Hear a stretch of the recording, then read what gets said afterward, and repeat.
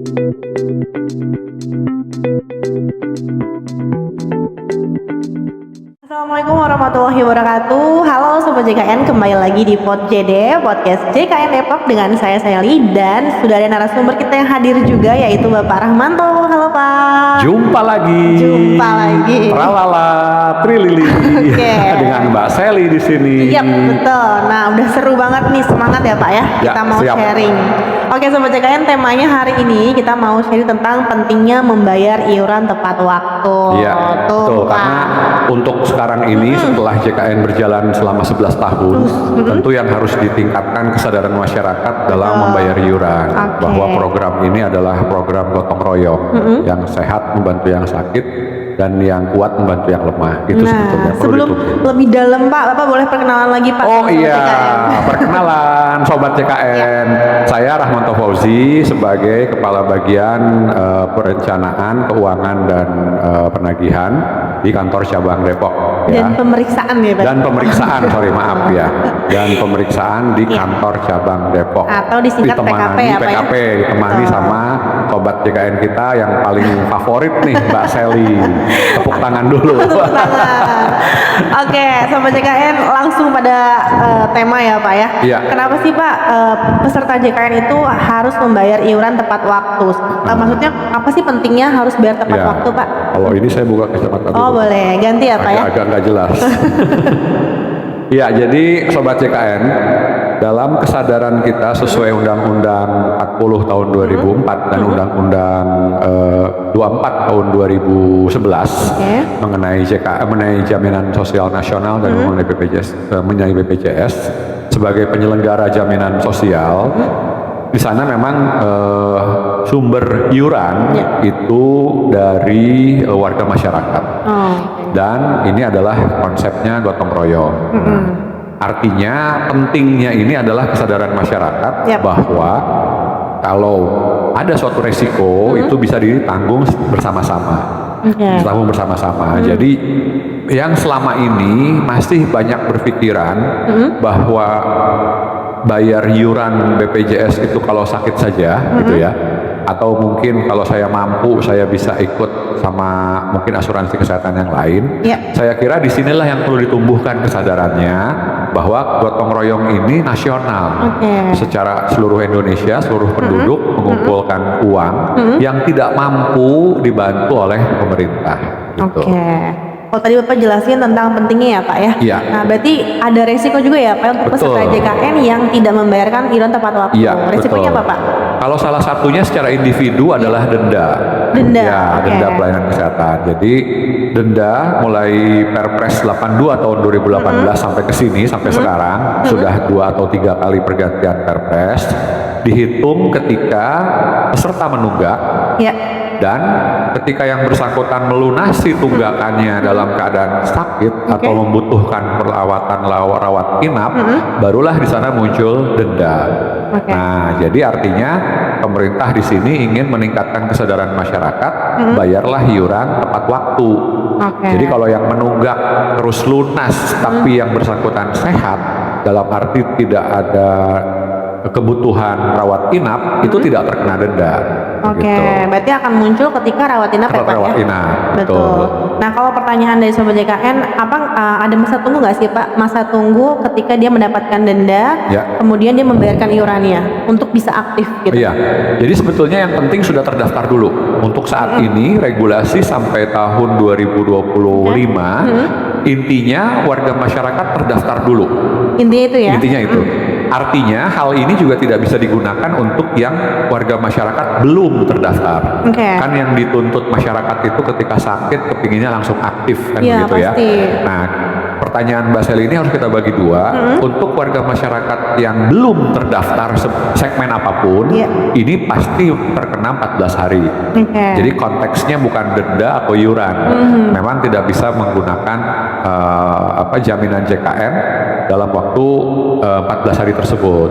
Nah, pertanyaan Mbak Sally ini muncul ketika yang bersangkutan sudah pernah terdaftar dari segmen apapun, misalnya dari perusahaan atau PBI non aktif aktif atau mungkin jenis-jenis kepesertaan yang lain, anak dari PPU yang sudah di atas 21 tahun kan begitu ya. Nah, ini baru bisa didaftarkan. Dan kalaupun yang menunggak, ya misalnya yang tadi pertanyaannya kalau menunggak, begitu melunasi tunggakannya, itu mungkin hanya menunggu sistem saja sampai antara 10 sampai 15 menit sudah langsung aktif. Oh gitu. Bahkan di kondisi tertentu hanya dalam waktu kurang dari 5 menit langsung aktif. Oke, jadi nggak usah khawatir ya Pak ya? Tidak usah khawatir. Ketika membayarkan bisa langsung aktif gitu ya Sobat JKN? Ya, catatannya ini lebih khusus yang memang sudah mandiri. Oke. Ya, kalau tadi yang alih segmen tentu dia harus mengurus dulu jenis kepesertaannya. Jadi yang dijelaskan tadi adalah untuk peserta yang memang bayar sendiri alias mandiri Iya, gitu ya? betul. Oke, nah kalau misalkan dari BPJS Kesehatan sendiri tuh ada nggak sih inovasi atau terobosan lah ya untuk memudahkan Sobat JKN melakukan pembayaran tepat waktu nih Pak? Iya, kalau secara khusus sebetulnya isu utama itu kan tunggakan sebetulnya Mbak Celia.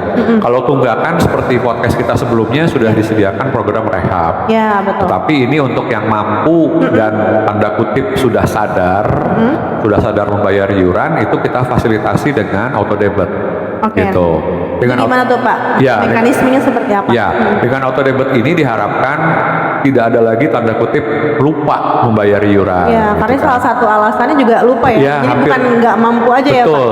Jadi dari sebuah studi atau penelitian, mungkin hampir setengah alasan dari peserta menunggak itu selain tidak mampu adalah lupa.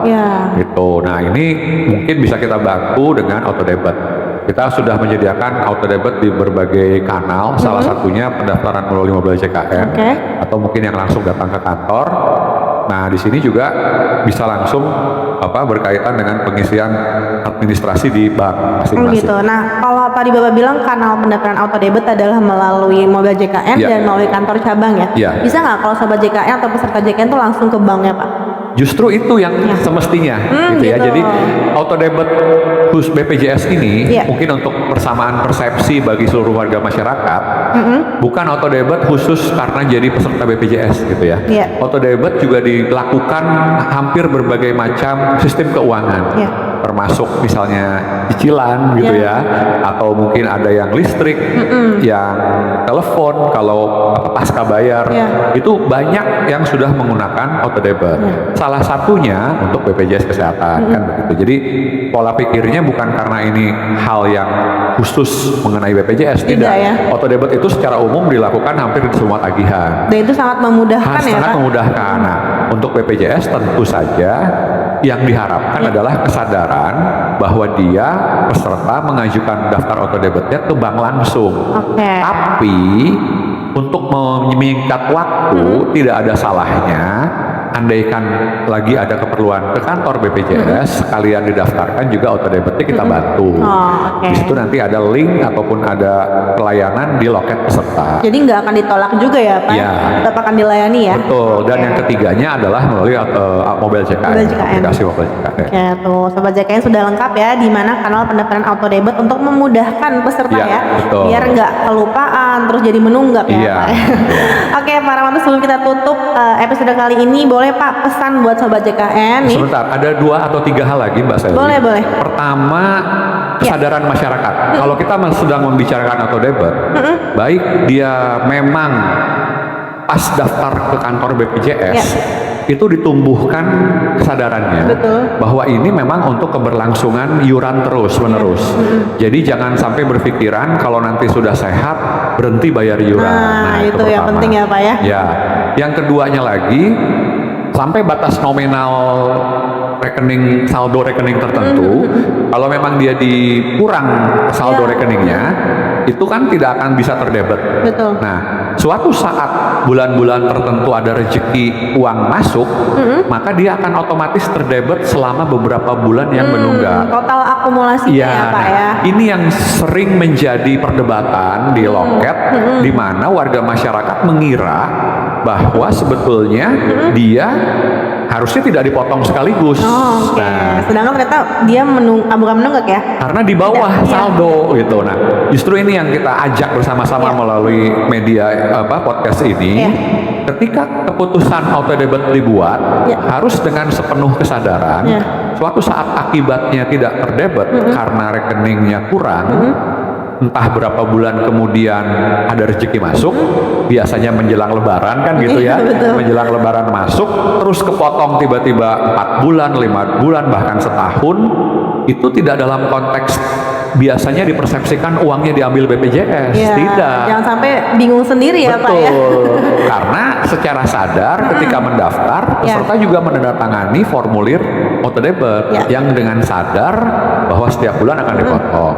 Artinya kalau misalnya ada cicilan KPR gitu ya, atau mungkin rumah, itu kan otomatis terpotong juga. Kita kan tidak bilang bahwa cicilan itu ngambil uang saya gitu kan, karena memang dia sudah diperhitungkan sejak awal gitu, Mbak Sel. Itu di highlight ya Pak ya, jangan sampai JKN informasinya nggak ini nih, harus jelas pokoknya ya. Bahwa memang tadi dipastikan autodebit harus selalu ada saldonya, dan ketika tidak ada saldo maka akan diambil atau akumulasinya ketika uangnya masuk. Cukup jelas ya Pak Nata ya, luar biasa nih. Mungkin sudah cukup lengkap ya Sobat JKN penjelasan tentang pentingnya membayar iuran tepat waktu dan khususnya melalui autodebit ya Pak ya. Mudah-mudahan bermanfaat buat semua Sobat JKN. Bapak mau pantun sekarang kah? Nanti dong, episode selanjutnya. Burungnya belum lewat.